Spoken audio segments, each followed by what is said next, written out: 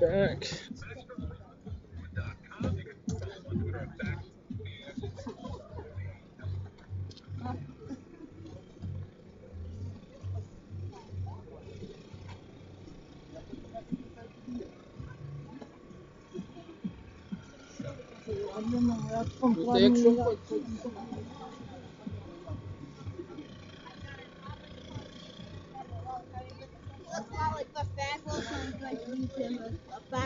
Okay.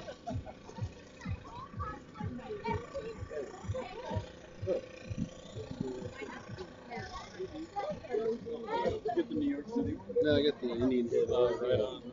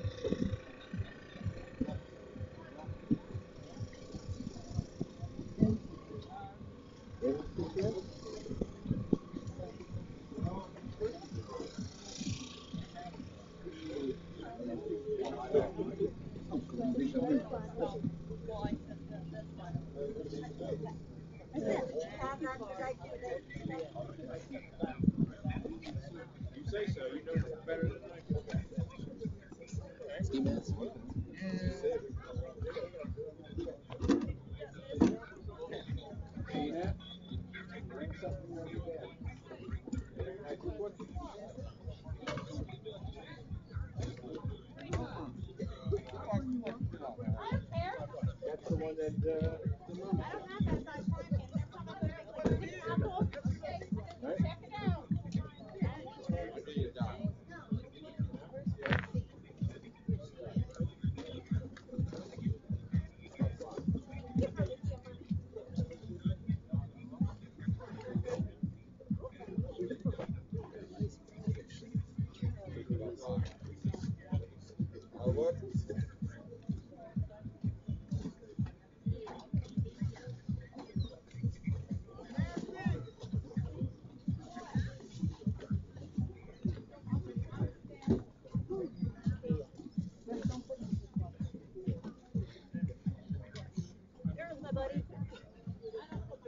There she goes.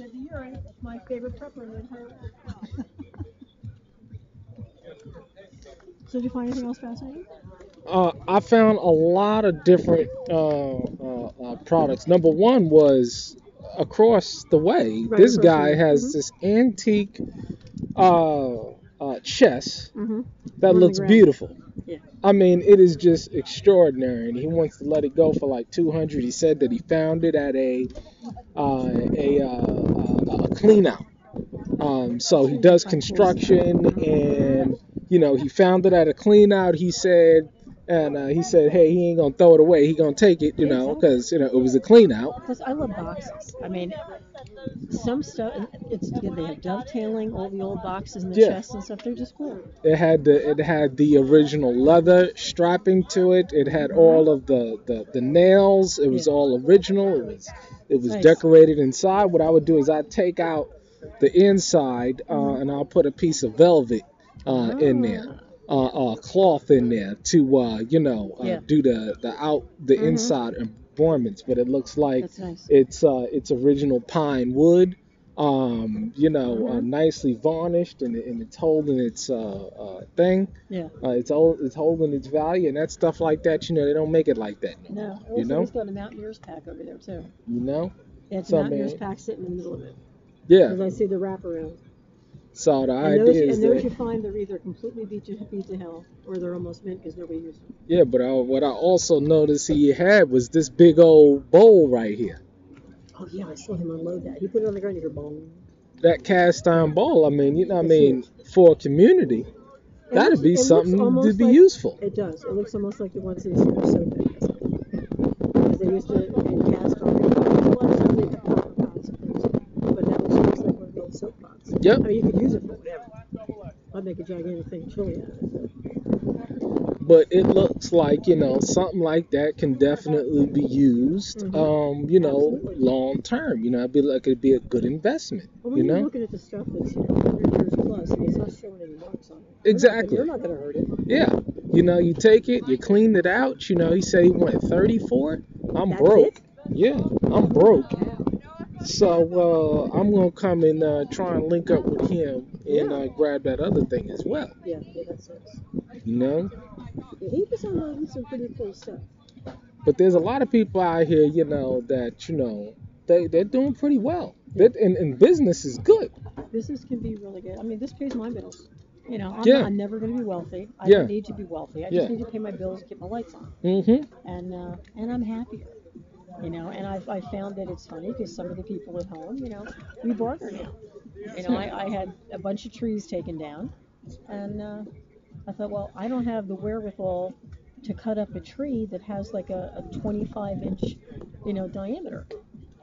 So I thought, what do I do with this? And I put up, we'll trade military surplus for firewood or split and stacked. And the guy, he jumped on it. He come right over and, did his thing. It was like, awesome. Mm-hmm. I gave him a pair of boots and a Gore-Tex jacket.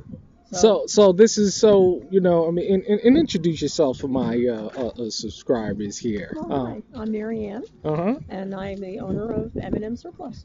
Okay, great. And so we were talking earlier about the transformation of this economy, and you were telling me about your barter experience and how you're trading value for value. Exactly. I asked him, what is this worth to you? He said it's about $100 worth of labor. And I said, well, what kind of $100 worth of product do you want? He picked out a Gore-Tex jacket and he picked out a pair of boots. So it's interesting that he was able to equate his labor to the value of a particular good or service. He understands that concept. Well, he asked me how much certain things were, and then I asked him labor-wise if he was going to do that. What was it? And he looked at it for a while. I had a figure in my mind, and our figures matched. He wanted 100 to split and stack. I had the wood, but he had to cut it, put it on the splitter, and stack it, and it was over a quart of firewood.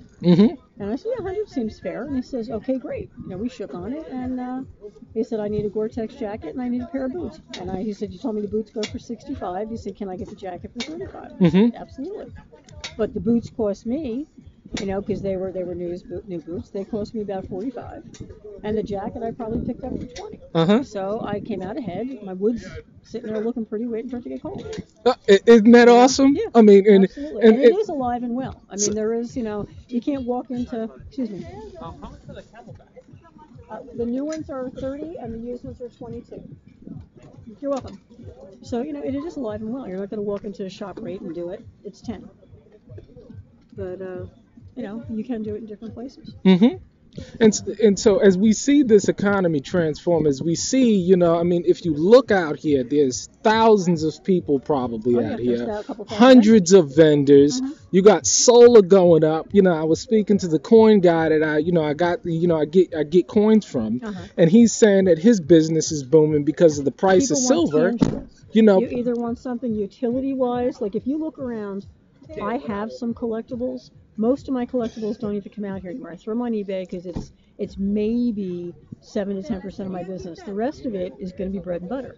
I have guys come in all the time and they want to sell me a collectible, whatever. It's like I make out on the used work boots because I have Mexican laborers come in and they can buy 2 pairs of boots. They can buy used fatigues, and they can outfit the family and everybody goes to work. The regular laborers come back in. I have the roofers. They come in all the time and they buy. I have a guy that comes to the house. He'll buy 3 or 4 pair of the used work boots at a time, because with hot roofing, 1 pair lasts 3 to 4 weeks and they're trashed. So I sell him his for $25 a pair, and he's a constant, customer. The Gore-Tex, because they work out in Long Island and stuff, and the winter comes, not in a nice area. That's going to keep you dry and warm. So they'll buy the jackets, they buy the boots. People are thinking back to when Sandy hit. They want the warm sleeping bags. They want the other stuff. So it's all utility stuff here. Or your coin guy, it's like, do I want to have $100 in my pocket, or do I want to put the gold away in an economy like this and think maybe I've got $120? It's not going to go bad.